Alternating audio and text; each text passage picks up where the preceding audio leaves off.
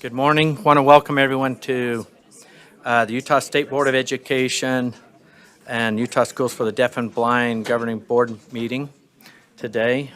This meeting is being streamed live, but again, we want to welcome everyone with us today. And on the safety side, if there's an emergency, we exit these doors here on the east. You go right in the hall, and you can go right or left, right outside the building. Restrooms are also just out these east doors and in the hallway. We also want to recognize and express our appreciation for, I think we've got one state trooper here that helps us with our meetings. Welcome. Hopefully you learn a lot about Utah's public education today. But thank you for your service. We have all 15 board members present. We're not going to do a roll call. We want to excuse Deputy Superintendent Scott Jones. He's not with us today, and hope the best for him. Let's get right into our agenda. Ask Board Member Lear to lead us in the Pledge of Allegiance. All right.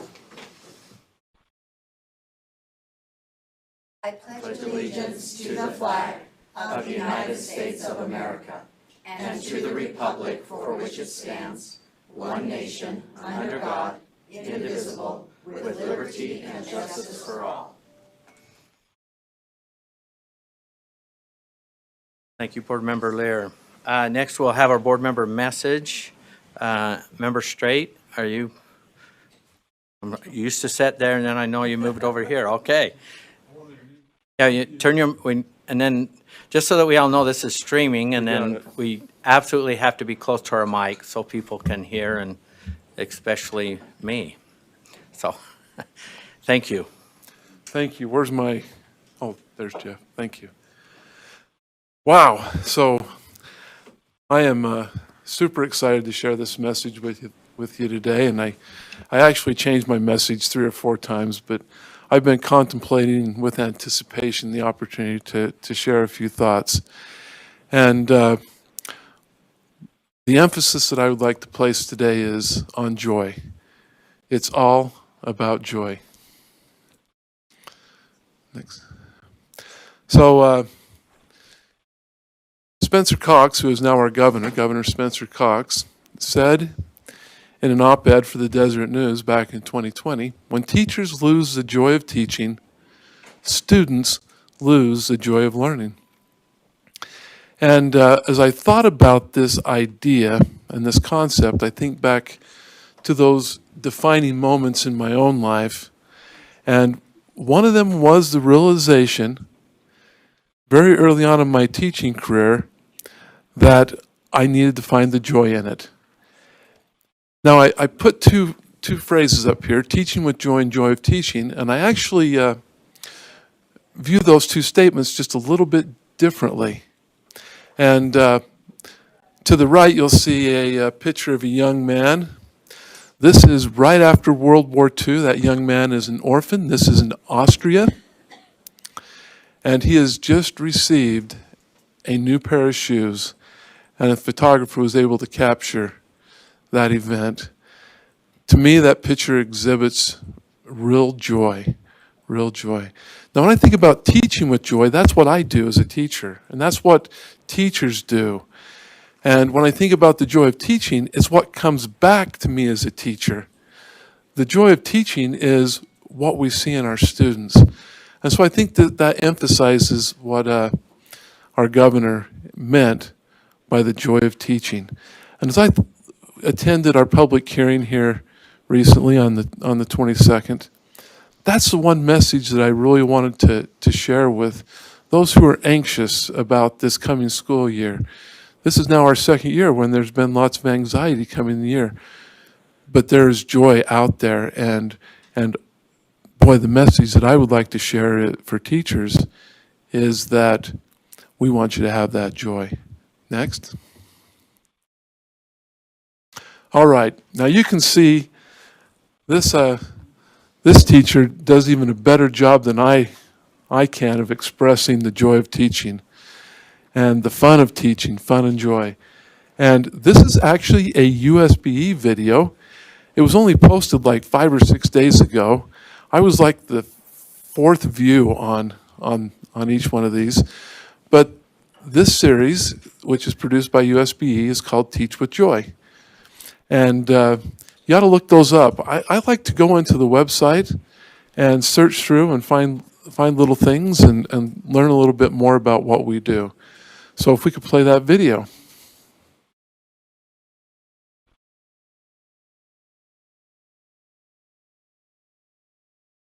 Uh-oh.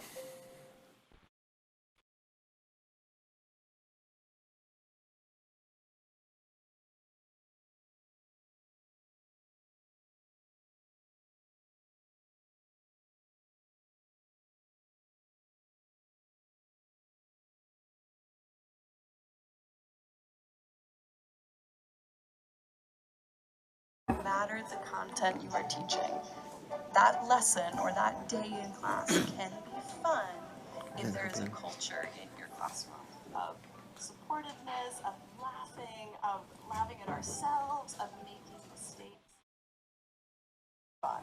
Even if it's apostrophe rules that we're learning that day, we make fun through our relationships and through the dynamic in the classroom.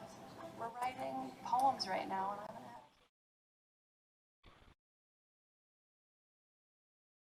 all over the school sidewalks, so the poetry comes to us. That kind of thing. How can I take this content and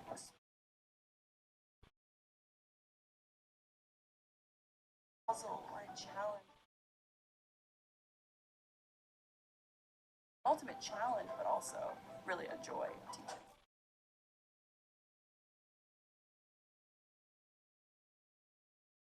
I did something.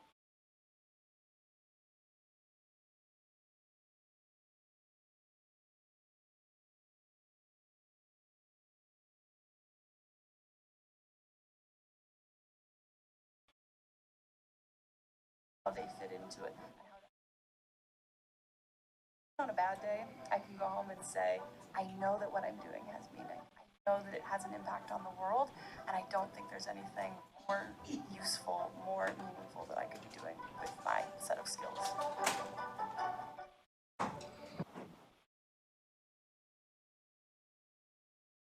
So I hope everyone will take the opportunity to go in and look at those videos.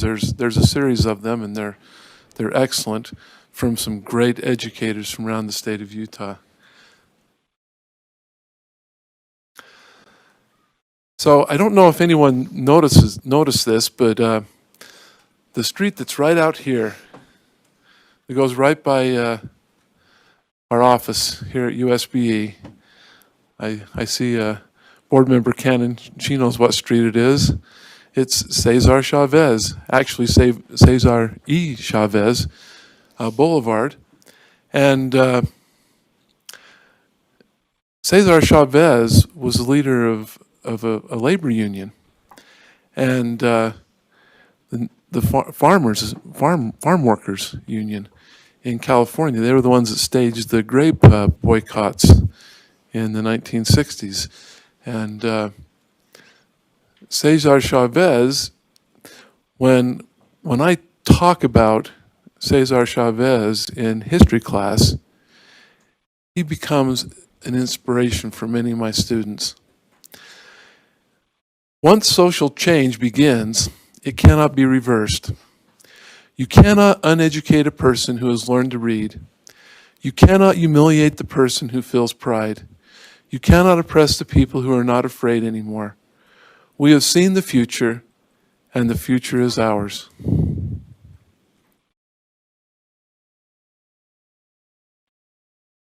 So this painting brings me joy every time I see it, because this was produced by one of my students several years ago. Can't remember, I think it might have been 4 years ago, 3 years ago.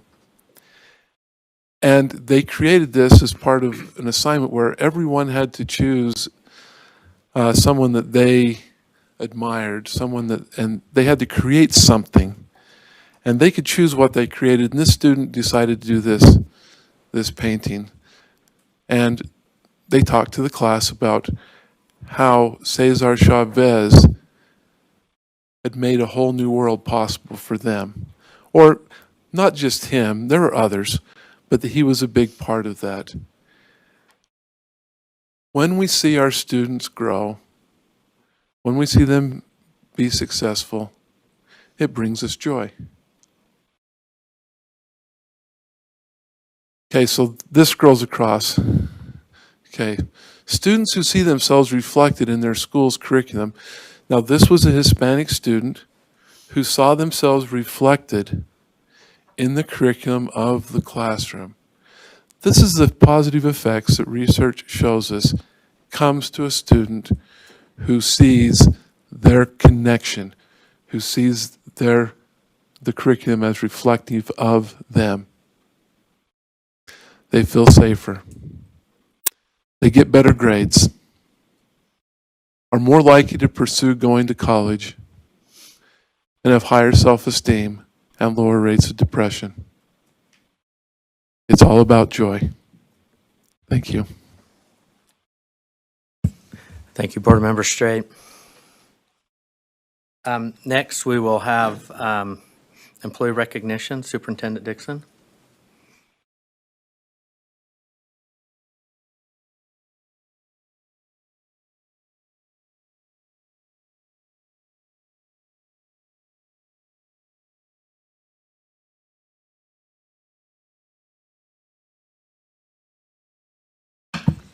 Well, good morning, board members. This is so strange to actually stand at the podium and be with you all in person. I love it. It's awesome. I am so excited to introduce our Employee of the Month to you. Cassidy, do you want to come up? You were that close to a getaway. When people have been noticing Cassidy as our Employee of the Month, people will walk by and say, yay, it's Cassidy. And that's because she has such a great reputation, both inside our organization and outside of our organization, for her amazing work. I'll just tell you a few things, and then I'm going to read a little bit about from her nomination form. So from the moment I met Cassidy, I noticed that she was a problem solver and always willing to just lean in and say, let me help you with that, or let me try to figure this out. For those of you who've been on the board a bit, you might recall that we engaged in design thinking. And we invited everybody in the office to this 2-day training. And it wasn't something we did according to position or your role. We just said, everybody who's interested, come and join.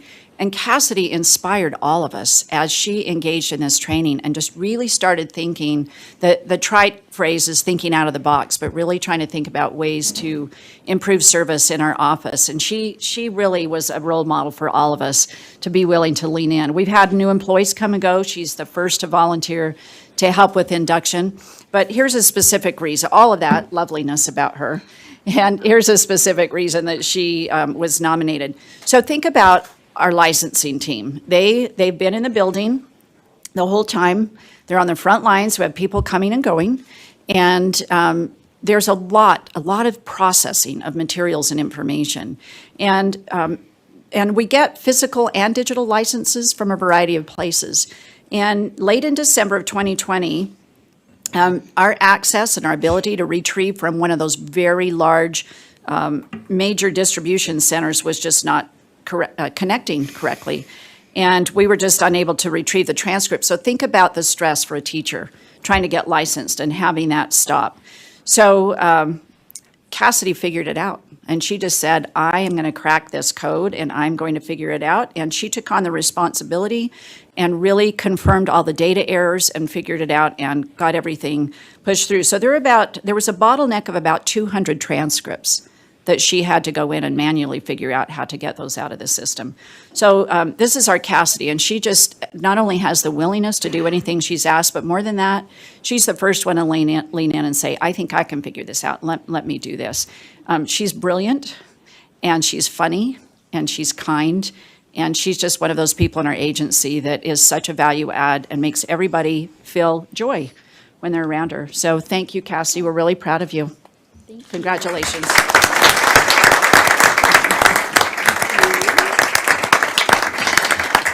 And just a reminder, she gets a certificate suitable for framing, and normally I would have that in front of me, and that's probably my error that I didn't grab that. She gets 8 hours of admin leave. I challenge you to find time to take that. And a parking space that even if Chair Huntsman parks in her space, I will come and ask him to move. Oh, I can, So- I can do that. It's okay. Thank you. Thank you. And I don't think we have any new employees or do we have new employees? Okay, thank you. Okay, thank you. Yeah. I thought you said no. Oh, Well- yeah, we have 19. No, I was like, no, you can go ahead. Okay, Michelle Watts. Good morning. I'm Michelle Watts. I'm the HR Director for the State Board. And we'll go through the new employees. There are 19 new employees that have been hired in June and July. So Tiana McCall, school-based mental health specialist from St. George, Utah. Patricia Stevens French. She's the K through 6 math and elementary GT specialist from San Francisco, California. Alexandra Ellerman, program specialist for adult education from Salt Lake City, and previously worked at Utopia as an administrator at Horizonte Center. Jerusha Devinson, IT analyst 2 from India, and previously worked at the University of Albany. Atina Coley-Mells, STEM Executive Secretary from Long Island, New York, and is a recent graduate at the University for Peace. Prakash Timilsina, IT Analyst 2 from Nepal and Louisiana, and previously worked as a software developer from Interlocks. Blake Pope, Virtual Services Technology Specialist from Blackfoot, Idaho, English teacher. He was previously an English teacher and tech specialist for the Weber School District. Katie Jones, special ed licensing specialist from California and Springville, Utah, was previously the innovative learning coach in Alpine School District. Christy Roach, UPAC attorney and an investigator from Arizona, and previously worked at the Utah office of the Guardian ad litem. Angela Toscano from Utah and Iowa, was previously an instructor at the University of Iowa. Janice Siegmiller, she's a school improvement specialist and previously worked as the educational coordinator of clinical experiences at UVU. Kelly Bruce Glenn from New Orleans, Louisiana, previous work as a BTS art program coordinator from Weber State University. Jessica Ponchmara, food distribution program specialist from Sandy, Utah, previously worked as a procurement operations specialist for Nicholas and Company. Patrick Hawkins, chief information security officer from Wichita Falls, Texas, previously worked as an information systems security manager. Natalie Fisher, UPIP specialist from Centerville, Utah. She previously worked as a special ed teacher for Ascent Academies of Utah. Hannah Wally, child nutrition specialist from Northern California, previously worked as a child care licensor for the Utah Department of Health. Katie Fairchild, legal assistant 2 from New Park, Germany, previously worked as a judicial assistant for the Utah 3rd District Courts. Savannah Whitney, Executive Secretary for Special Education from West Jordan, Utah, previously worked as a supervisor for Marriott Vacations Worldwide. Elise Newey, Child Trust Education Specialist from Northern California, and previously worked as an Empirical Legal Research Fellow at BYU. Welcome to all these new employees, and I love to see the diversity and people from far and wide across the globe. Thank you. Welcome.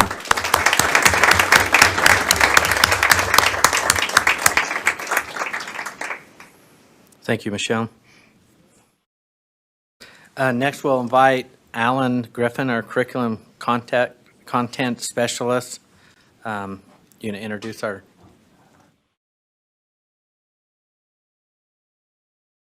Did I miss?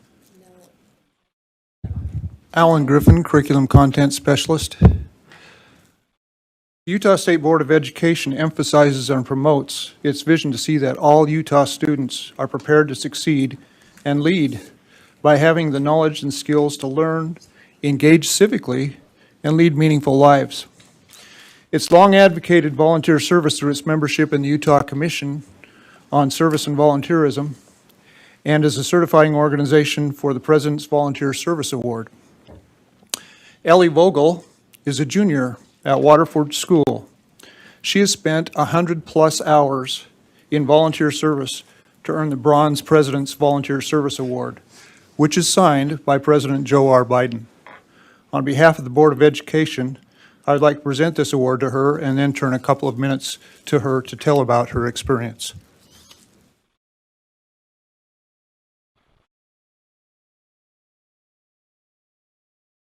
Hi, everybody. I'm Ellie Vogel. I first started volunteering about 2.5 years ago. I started at a nonprofit shelter up in Park City called Nuzzles and Company. You know, a great place to start, just play with some dogs for a couple of hours. I also volunteered at the food bank, doing a couple of shifts whenever I had time to pick one up. Then COVID hit. Both of those opportunities went away, and I was trying to find something to do, somewhere I could volunteer out. I knew the medical field needed a lot of help, and so I wanted to be able to give my help and time whenever I could. The first place that opened up was the American Red Cross, and I knew that there was a blood shortage. There has been one throughout the entire pandemic, and I started working there about a little bit over a year ago. And after that, then I started looking. Once school started, I wanted to see if any hospitals started opening up. I knew that they also needed a lot of help. And so the first one that ended up opening up was St. Mark's. It opened up in about December, so I started working there, and that's been amazing too. It's been super rewarding. Red Cross, it's a little bit harder to see the immediate help that, like the immediate, oh my goodness, like, I don't know how to say this. Like, it's hard to see how my work is helping other people, but I know that I keep seeing the news, like I know that it's still a problem, and so I know that my help is doing something. At St. Mark's, it's a little bit easier to see the effect. I help people that are in a super stressful situation. I work at the waiting room for the operating room and for the ICU. So the people that I'm working with, they're really stressed out because their family members or their loved ones are either in surgery or in the ICU. And so just kind of helping them, giving them updates, assuring them that a delay does not always mean that something is wrong. That tends to be something new that people didn't know. And just seeing that I can help them de-stress a little bit is really nice. And it's really rewarding. Yeah, thank you guys. Thank you.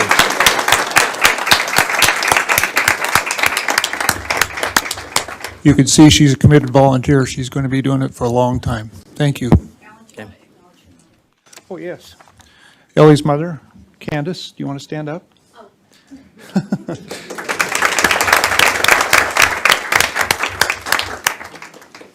Ellie, I believe one of the strong attributes in the state of Utah is volunteerism, and I know some of us that are in rural communities, that's how we make things happen, from ambulances to fire departments to search and rescues, but it's scattered throughout all of our states. So I appreciate your example and your continued example moving forward. So thank you for your service. I did miss artwork, but we'll do this after we cover our Purple Star schools. Ben Rasmussen, are you going to take point? Thank you, Chair. I am Ben Rasmussen, Director of Law and Professional Practices. It's nice to be with you today, board members.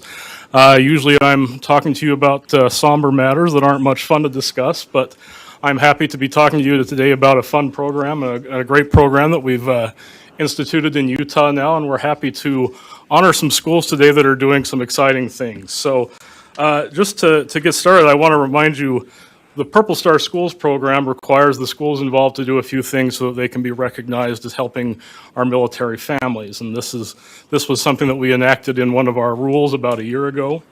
And each of the schools that we're going to honor today has to do 5 basic things. They have to have a designated staff member that military families can contact for help with their transition issues. They each have to have a student-led transition program, a team of students that will help new students that come in, help them make friends, help them get oriented with the school, everything like that. That's done by students at these schools to help the new students get established. They each have to have a web page that has family resources for these students. They each have to have staff professional development so that the teachers and the staff at the school know what the rights are for military students and can help military students and their families out. And then they each have to have special projects that they do to make military families feel at home. This can be assemblies to recognize and honor military families. This can be passing local resolutions that support the troops and the families, providing volunteer opportunities for military families to help out at the school. Each of these requirements has to be met to get these distinctions. Before we announce the winners, go ahead, Jeff, next slide. I do want to thank a few groups that have been very instrumental in helping us to get this program established in the state. First off, you'll see we're going to have a few schools, 5 schools, I think, from Davis School District that are going to be honored today. Superintendent Newey and the school district up there have been very active in supporting this program and encouraging their students, their schools to apply for this honor. I think you'll see more schools from Davis in the future, as well as hopefully from other districts in the future, get this honor. But we want to thank Davis for being active in helping this get started. The Department of Veterans and Military Affairs has been great in helping us get this established. They've kindly donated some plaques that we're going to present to these schools today, and have been Brian Garrett and Gary Harder with this department have been great in helping us get this established. And we also want to thank the leadership at Hill Air Force Base, who has also been very supportive in encouraging schools to be involved in this program. We have. I called Candace and she said, unless you're donating over $25,000, just do it as a business. Put it on your We credit have card. Colonel Thomas Osherman, Lieutenant Colonel Summer Lewis, and Leslie Flynn here from Hill Air Force. Any Base. charitable They've also donation. She brought said an because your award or accountant can distinction write to off up provide to these 25,000 schools. without having it itemized. But if we, Hey, hang on we one just need to sec till know we get probably how this. much our tithing is, and if we wanted to make like a big chunk donation all at Well, once. thank you, But Ben. It's honestly, for real like the important for us food and to, stuff for the because boys, people are streaming, it would be way. or this is 'cause streaming if I that- do that, that we get everyone's names. So, Okay, let's try it. okay, so I think we're good to go. So if we can invite the leadership from Hill up, Superintendent, if you'd join us, Gary, we'd like to honor the 14 schools that have qualified to be Purple Star schools in Utah's first group. Jeff, next slide. So the first 6 schools that we're going to recognize are with the American Preparatory Academy. I'm very impressed that APA has had all 6 of their campuses submit the paperwork to qualify to be considered Purple Star schools. I'd like to invite Catherine Findley and Dan Bazan. Did I say that right, Dan? Okay, they're here on behalf of APA to accept the recognition today, and so we'd like to congratulate APA.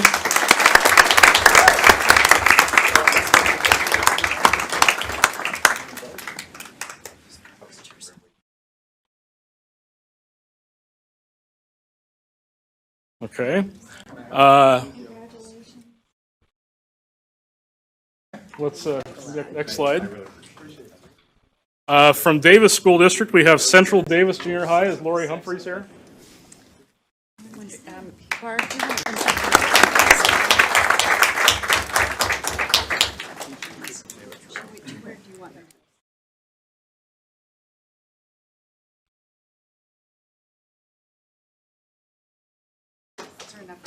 So Lori Hawthorne is from Central Davis Junior High. From Hillfield Elementary, we have Doug Forsgren.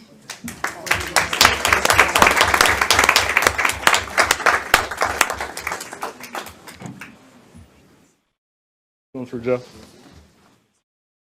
From Monticello Academy, we have a group here.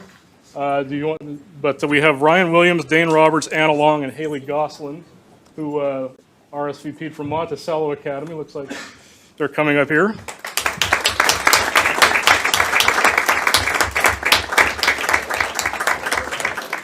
From North Davis Junior High, we have Tyler Pohl.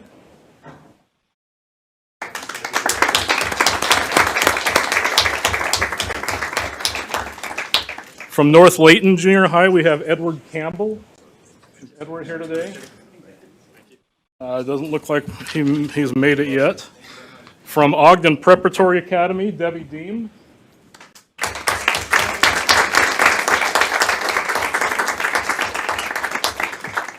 From Syracuse Arts Academy, Lynn Owens.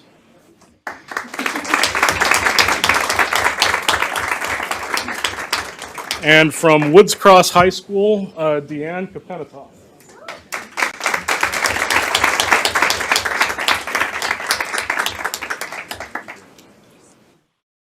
So congratulations to these schools. We just want to thank them for the great work they're doing for our military families. Maybe we can get a photo with all of them along the wall here.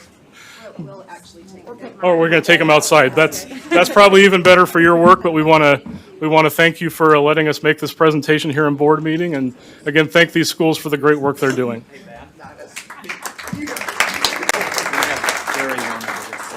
Okay, we're going to invite Gary Harder from the Department of Veterans and Military Affairs. Thank you very much for the recognition. Really, thank you for all the schools, for the things that you do for military children and in your schools overall. My wife's a teacher, and I know what you all go through each and every day, especially this past 18 months that we've been doing. I'd also like to thank Ben, really, who's been honchoing this for the MIC-3, the Military Children's Compact, and for the things that he's been doing with the Purple Star schools over. He's a terrific partner. And Mr. Chair, Mr. Chair is also a member of the Employer Support to the Guard and Reserve for many, many years, and he works with those guardsmen, he works with those reservists when they come back from deployments, and works with those employers.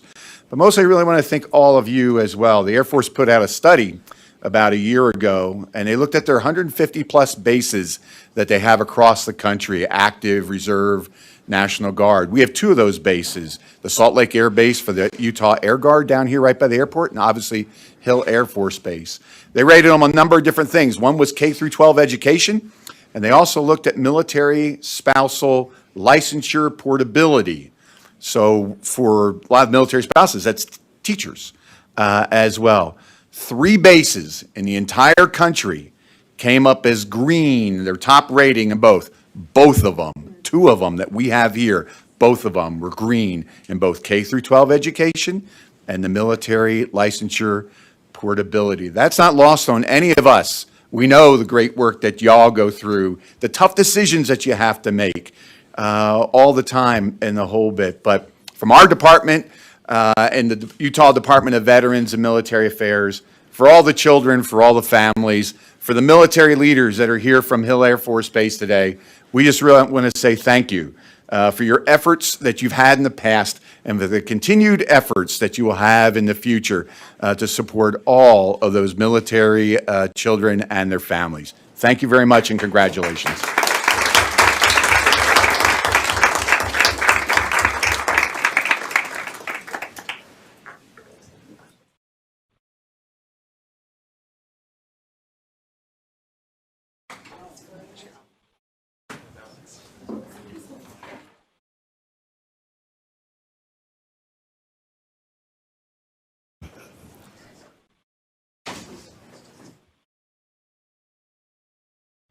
Wasn't that exciting? Okay, we will go on and go to our artwork. Kathy, are you ready?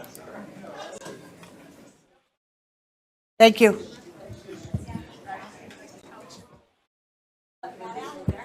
Good morning. Thank you, Vice Chair Belknap. I appreciate this opportunity. The artwork that you see on the walls in the boardroom right now was purchased more than a year ago, just before the pandemic put a soft closure on our schools. This is from the Utah High School Art Show that is sponsored by the POPS program through the Springville Museum of Art, and contains art from students from all over the state. During the past year, art did not stop. Art kept happening in our schools, and our students participated, and the Springville Museum was able to host another art show, and the board participated in purchase of 4 pieces of art that we will present to you today. We've invited the students to present their work. Some of them could not be here, so second, third, fourth best is me, and I will do my best to present their work. You need to get close to this piece to really appreciate it. This is by Emily Elgin from Timpview High School. and it's called A Day in the Life. One thing I love to do with art is to incorporate emotion into the pieces I make. I made this picture out of 5,400 colored plastic beads. I made this to experiment with making the human face out of things other than a pencil and paper. I want people to look at this piece and feel happy. I'll invite Lindsay to come forward and present her work.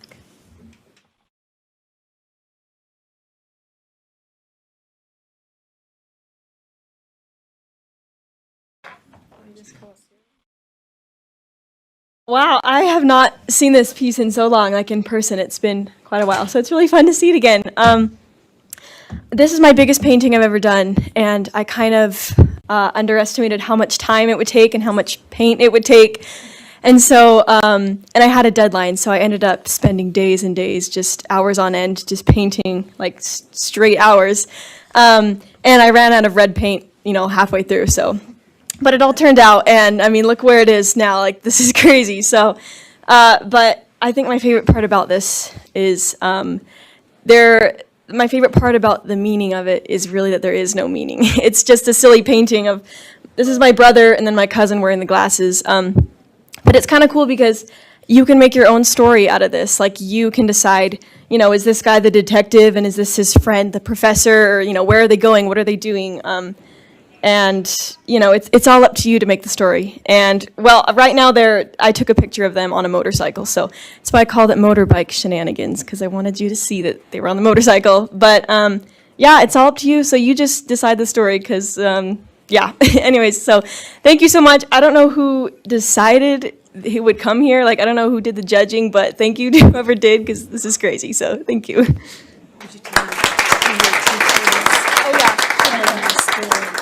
Okay, I forgot to mention, I'm from Weber High, and my teacher is Mr. Wilding, Darren Wilding. So, yeah, he's awesome.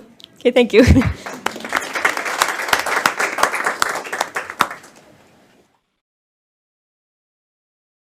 By some fluke, we chose, or the board members chose 3 pieces from the same teacher, from the same school, from Weber High School. And that was done blindly. We didn't know that happened. This piece is by Emily Nelson. I don't think Emily made it. I will read her statement. The reference pictures I used for this painting are of my younger sister Elise playing the flute.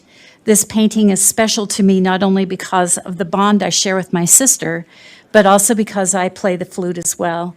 The flute is a beautiful instrument, and I really wanted to show that in this piece of artwork. It was a great opportunity for me to practice foreshortening as well as painting portraits. I believe I improved in both of those aspects with this piece. I'm proud of the colors and detail I was able to achieve on the flute.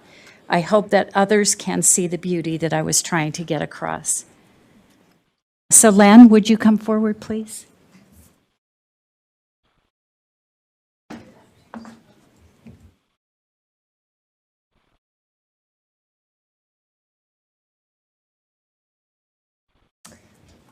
Hi, everyone. You all look so nice. I'm Solen Songer. I'm from Weber High, and I'm so honored to be here. But about my piece, I created this artwork, Sun and Shadow, afternoon class, because theater and art and dancing is really important to me and to my family. And my mother actually grew up doing ballet for many years, and she danced for ballet, Bountiful Ballet, for a while. And so I went to Bountiful Ballet, and I took these reference photos of some dancers that were kind enough to pose for me. And I really created this piece as a way to immortalize what dance means to me and what it means to my family. And me and my sister grew up doing dance for many years. And yeah, it was really interesting and fun to make. And I painted it like all in one night because I'm a teenager and I forget about deadlines. And so I did it all in one night, like the night before it was due. And my teacher was like, wow, so can I give you a couple critiques? And I was like, no, this all happened in one night. I'm not touching it again. Like, it was 2 a.m. and I'm done. So, yeah, it was really fun to make, and it means a lot to me, and it means a lot to my family. And I'm really happy that it was able to come here. So thank you all for taking the time to have me here.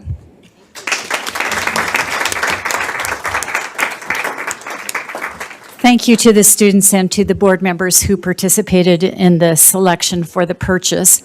For each of you in your boxes, I will place a catalog of the most recent show, and I will also place a catalog of another project that Springfield Museum of Art did. It's called Up Close and Far Away. It is a very touching and emotional set of artwork that students did related to their experiences through COVID. And I hope that you will find that is something that you'll want to look at. Our Jeff Ojeda upstairs has composed some music that will background to selected pieces from this, and that piece of art and music together will be premiered at the Springfield Museum on September 8th. Thank you. Oh, thank you.